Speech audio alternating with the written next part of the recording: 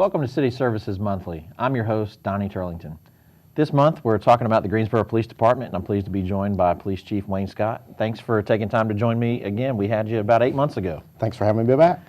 Well, Chief, I think part of our conversation today, we're going to talk about some current events and some things that are happening with the police department. But I know we've got some other guests that are with us as part of your Faith Leaders Council, right? And we'll bring them in the second part of the show. But the first part, I kind of wanted to dive right in and talk about something that has been in the news a lot lately, and that is in early November you issued a special order that, and I'm going to read this so I make sure I get it completely accurate for our viewers. A special order that temporarily suspends patrol officers from conducting traffic stops based solely on violations related to vehicle equipment infractions. Right. That's a mouthful for me, but it is. But talk to our viewers about what that really means.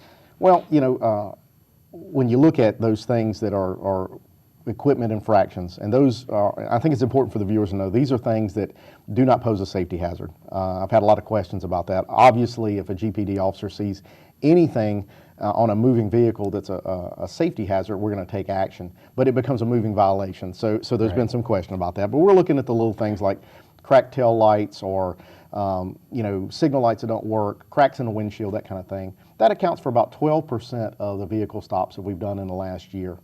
I thought it was important in light of, as you said, current events and some of the questions that both the department and the community have posed concerning our stop data, that we took a stance and slowed down on some of the stops that probably aren't necessarily the most important thing in policing right now. And instead, we take the time those officers are doing that and we concentrate on working on some of our projects around neighborhood-oriented policing and getting out in the community. And I can tell you, we haven't had 30 days of it yet, but I haven't seen any significant changes in our crime trends. So I feel like it's probably a pretty good practice till we get our hands around the data. Right. And I think to go back to the actual operation of what you're doing, a lot of our residents, I think, have been concerned of, okay, does that mean that you're turning a blind eye to the safety issues? Absolutely. And I know that's not what you're doing, and right. I know the other aspect is that this is also something that our state inspections process takes care of in a lot of cases as well. So there's still that enforcement layer for most of these issues. Absolutely.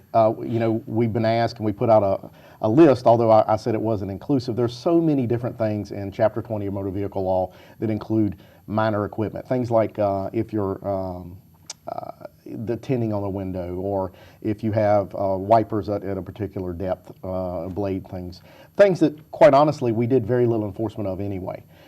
So we felt it was best if we take those off the table for the time being, let our officers concentrate, take those time that they would be spending on that, and put it towards some things that will help us connect in the community in a more meaningful way. And talk about, Chief, you've alluded to it already, but what was the driving emphasis behind that? And let's get into that a little bit about some of the stop data that you received back earlier in the year, that you've been taking some time and hired some independent researchers to look through. Talk through that process and kind of the evolution of how we got to November and you made that special order. Well, and I appreciate you letting me explain that, because it's kind of a timeline. Going back actually over a year, almost close to 2 years ago, there's a researcher with the University of North Carolina at Chapel Hill who began looking at stop data. North Carolina is one of 6 states that records some very basic information around demographics of stops. And we've seen an evolution of the reports coming from that researcher. Actually, when I was appointed as chief, shortly thereafter, the latest evolution came out, and it had some numbers in it that, quite frankly, were a little alarming to me. It showed some disparities in the way that we and several cities throughout North Carolina were actually conducting stops. And so when we saw that, I sat down with my research team here. We're very lucky to have a good crime analyst unit. I have a PhD on staff, and I said, let's understand more of this. So what we did is we reached out to the local universities. We've got great research universities here, both UNC Greensboro and A&T. We contracted with some folks to start peeling back the layers of that data, because I need to know more than we made a vehicle stop and what the race of the individual was and what the in charge. There's a lot of things that surround that. What were we doing in the area to begin with? Were we there suppressing crime in some way? Were we looking for someone? There's a lot of questions that I'm hoping, as we begin to peel back more layers, that we'll have a better understanding. And I'll go ahead and I'll cut to the chase. The truth is, early on, we're seeing that we don't ask enough questions, that we really don't have some of the answers I need. So we know going forward that we're going to make some changes in the way we record data. But I'm still anxious to see what those results will look like. And, things became very evident. We had the article in a national publication. A lot of people in the community called and talked to me about it. And really, I've told this to a number of people. The fact that we had the article didn't surprise me. We gave them the numbers. Right. But having the conversation around the way people view that in the community, it was telling to me. And it told me that people shared our concern. And that's why I wanted to make the special order. And we're going to continue to work on things like policy as the information comes back and evolves. Right. And I've heard you talk a lot, especially, over the course of the 8 months that you've been our chief, but especially over the last 6 or 7 weeks, about your focus and the desire of your department to always be fair and equitable in the way that you police. And there's training. There are things that you purposefully do as a police department to make sure that those things are ingrained in the way that you serve the community. Talk a little bit about that training. Well, we were very fortunate. We were one of the first agencies on the East Coast, the first in North Carolina, to look at what's called fair and impartial policing. Dr. Lori Friedel down in Florida pioneered some research around implicit and explicit bias. We inherently know that everybody has bias, no matter what it is. I may have a bias, I don't like green peas, but we all have bias. Well, some of that plays out in our life and the way that we conduct ourselves daily. The best answer, the best resolution to fight bias is to acknowledge it and understand it. Right. And so we brought in Dr. Friedel to do a train-the-trainer program almost 2 years ago. Over the last year to 18 months, we've trained every single Greensboro police employee, sworn and non-sworn, to kind of understand what bias is and to be able to interpret it.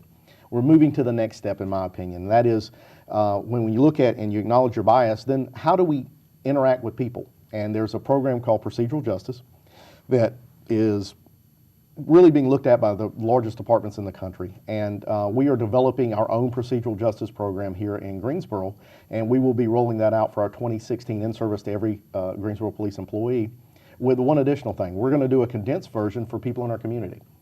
I think it's important that folks understand the way we train and have that one-on-one knowledge. So we'll be offering in the first quarter of the year some opportunities to come out, kind of do a condensed version. And again, we will be the first department in North Carolina to be looking at procedural justice. So I'm very proud of the fact that we are leading the way in that. And really, procedural justice is designed to help both the officer be able to articulate and describe the reasons why they're taking the actions that they're taking. Right. For me as the resident, it helps me potentially have a better interaction with that officer because now I'm understanding a little bit more about what's happening during the process. About 70% of every encounter is all around communication. And there are some milestones in procedural justice where we just simply remind our folks to always do the good work. Give everybody that we encounter an opportunity to be heard. Right. Everybody wants to be heard. It talks about how we look at decisions we make and what long-term effects there can be when those opportunities exist. Sometimes in law enforcement, it's a split-second decision. We know that, and we can't judge that. But when we look at long-term decisions, what is the best action here? And then lastly, it's about relationships. And for our employees, it's about how we treat one another and how we treat people that aren't involved in non-policing kind of issues. Right. We've become a society in this country where we're very matter of fact. We live on smartphones or whatnot, and we've got to get back to a little bit more of being personal with people. Right. Chief, one of the things I know with regard to the stop order is that it's temporary in nature, and you talked about the research that's happening, and to our viewers who will be seeing this conversation play out throughout the month of December, we think potentially after the first of the year, there will be some information that we've culled from that research that's going on. What are some of the other things that you will do with that research as you kind of look at it and decide whether or not other changes need to be made? Well, and it's not just on stop data. We're looking at some of the other concerns that were brought up about searches and how we ask for consent, when we ask for consent, even resist, delay, and obstruct. The RDO topic has came up in North Carolina before. It's a very broad charge in our state government. It can span from giving false information all the way to physically resisting. So we're looking at all of that and looking at how our policies and our practices in the police department fit with what our community wants and needs.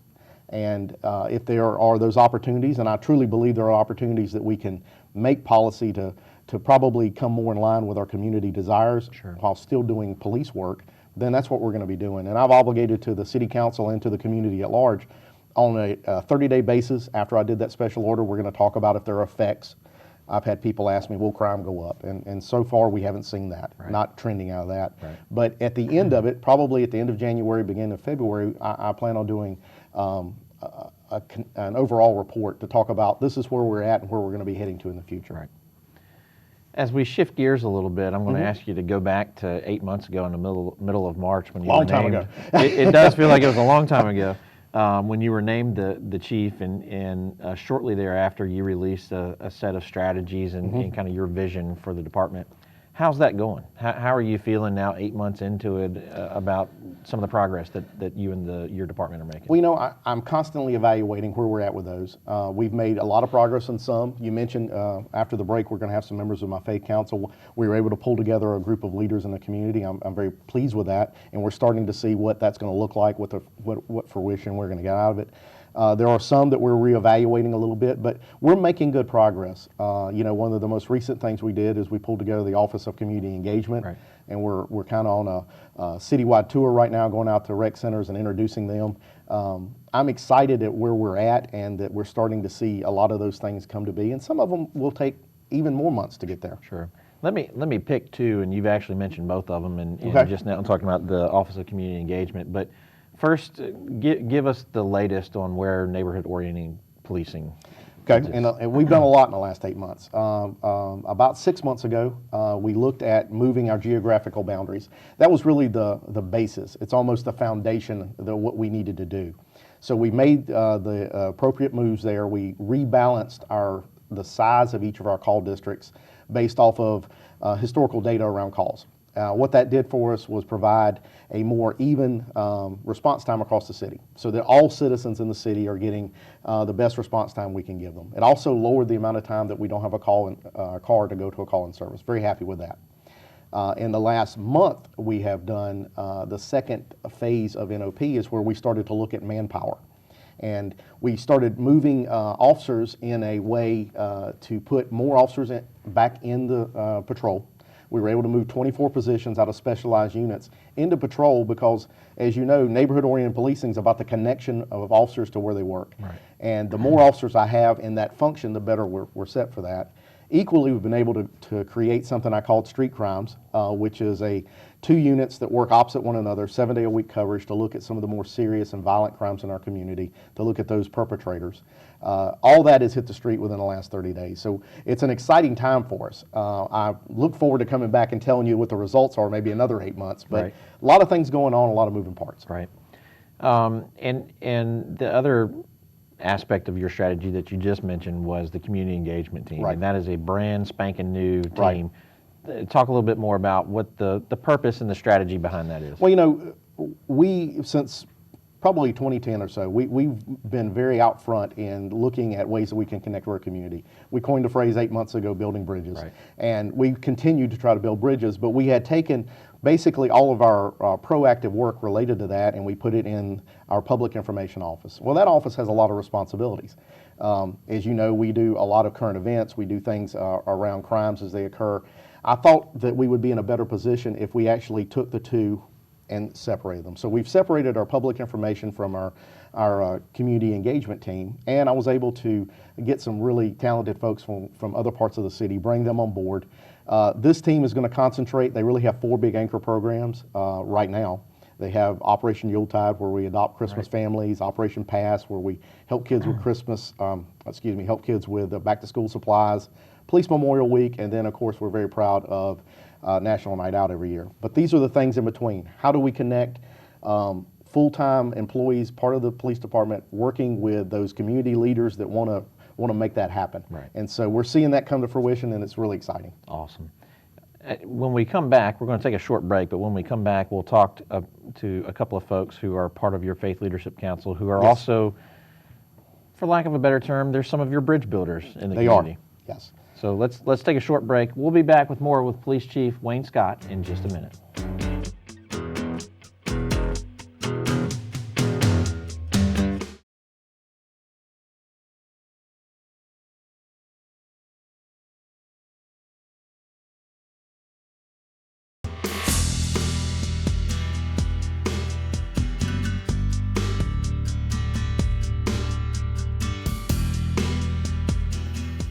Welcome back to City Services Monthly. This month we're talking about the Greensboro Police Department, and pleased to be joined by Police Chief Wayne Scott.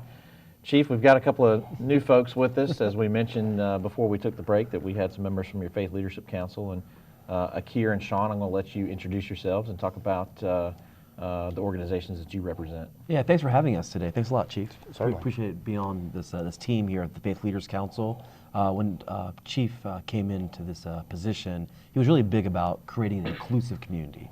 And in creating an inclusive community, he wanted to make sure that all faiths were represented here in the Piedmont. And so he reached out to me as a Muslim representative, and I'm the chair of the Piedmont Interfaith Council.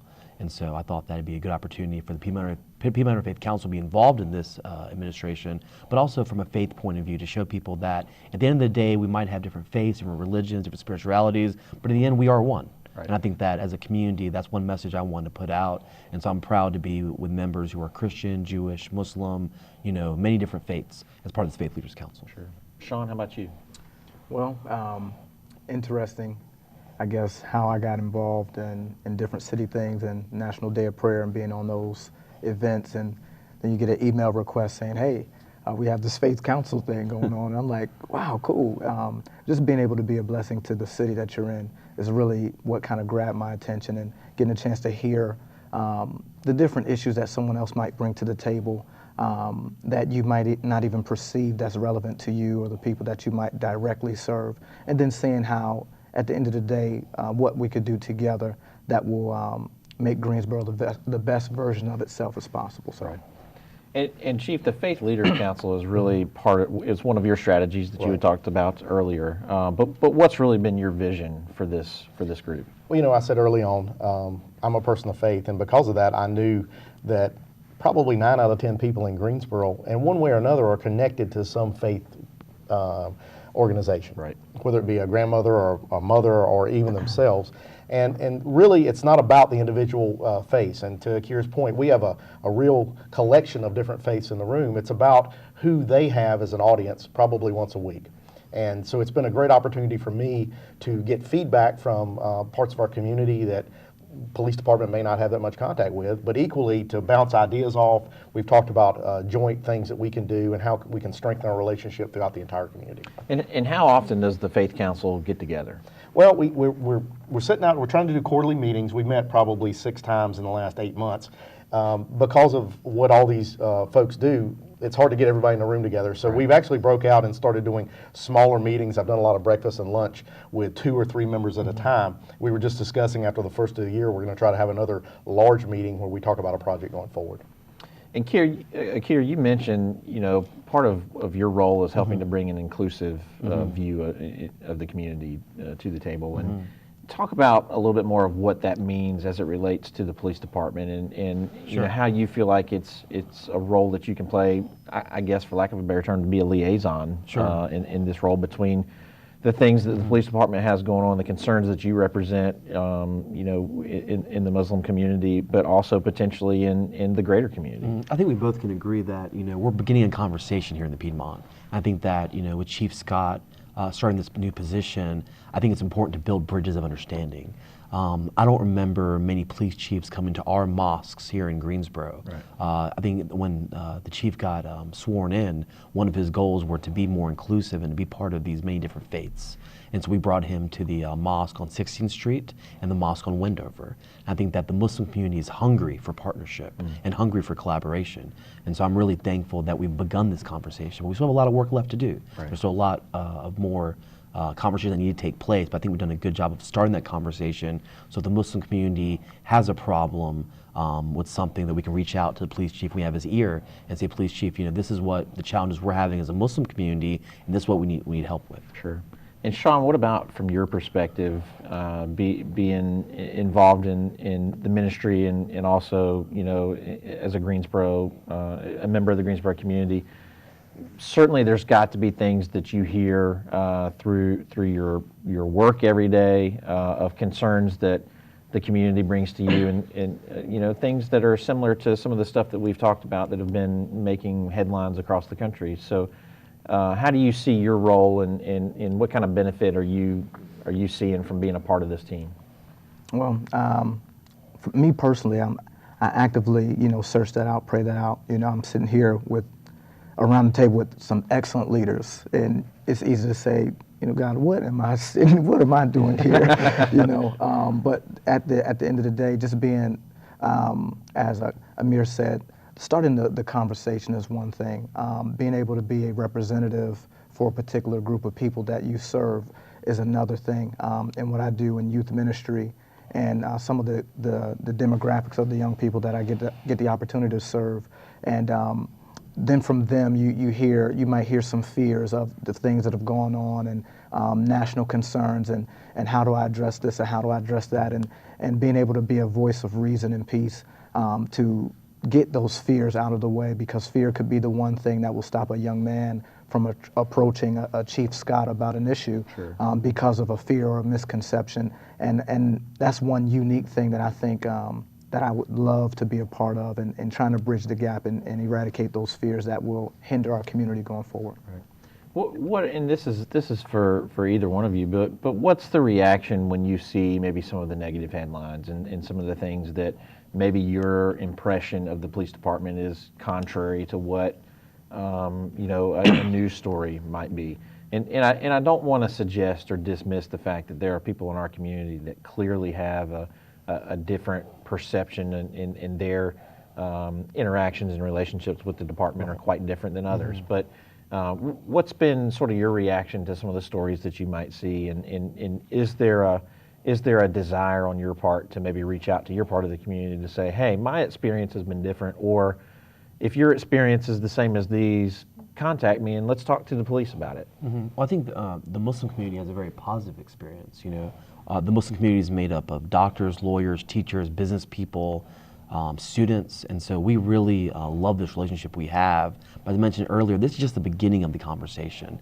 For us to have a safer Piedmont, to have one Piedmont, we need to make sure that all the right people are communicating with each other. And that's why I'm so thankful to sit with a great Christian man here, and to be able to work with him and other people that are Jewish faith and other faiths in Greensboro to come to a decision that says, you have my back and I have your back. And if something happens in the Muslim community, I need you to speak out against it. If something happens in the Jewish or Christian community, I'll speak out against it. And I think that's what makes the Piedmont so special, because I was born and raised here all my life. Right. My dad was a professor at A&T State University for 30 some years. I now work at High Point University. And so being part of the Piedmont's my blood. And so I think the concept of we are one will carry us further. But I think the whole thing is that I'm just thankful that we've begun the conversation with our new police chief. Sure. Sean? I think it's important not to have a knee-jerk reaction to a headline. The media's, good at what they do, and that can have a pro and a con side to it. And so, when you hear a headline, when you see a headline, or you hear a specific story that might be dealing with in a situation with police and then community, I think it's important to hear everything. A lot of emotion can easily rise, and when you make a knee-jerk response out of emotion, it can easily make a situation worse. Sure. And so for me, taking my personal experience to what I'm hearing, but not discounting what someone else is experiencing as, well, I've never experienced that, so it can't be true. Right. And that's a flaw, I think, that hinders dialogue that will ultimately cause us to spin in the wrong direction. We know Greensboro has a very interesting history. We're such a diverse area, but we've had history. As we sat in the back, we talked with Captain Robinetti, talked about the history of every nation having something that has happened. Right. And there are triggers that exist that can easily cause a person to see something and then connect it to something in the past and then spin it forward in a way that's not positive, and not moving everyone forward. So being able to be a voice of reason, just listening, and causing a place where we can find a conclusion to whatever that matter happens to be. Right. And I'll just add one thing that, with the news in California taking place right now, the Muslim community needs the police department. Sure. We need them to protect us. I mean, it's our taxpayer dollars, they're paying the salaries for them, Right. but we're thankful for their public service. But right now, we're afraid of maybe a backlash against the Muslim community. Of course. And I think that, that's why I'm so thankful to be on the Faith Leaders Council to kind of bridge the gap. And so you might see something in the news, but at the end of the day, when something goes wrong in our community, we call the police, we call the sheriff's department. And I think that as a community, we need to come together to find those common causes, and I think that we've begun that here today. Sure.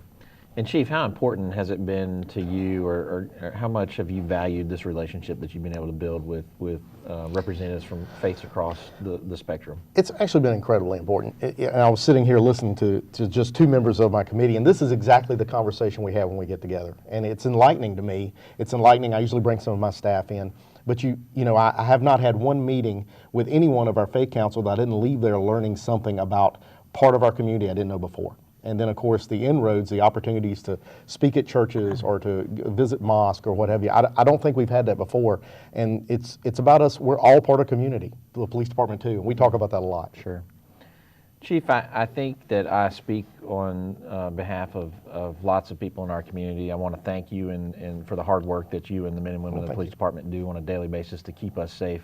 And I know that's something that you've wanted to talk a little bit about as well before we wrap up. Well, you will, and I appreciate that opportunity. I've been a police officer. I'm in my 25th year of doing this, and I can say without much reservation, this is probably one of the more difficult times in the history of policing.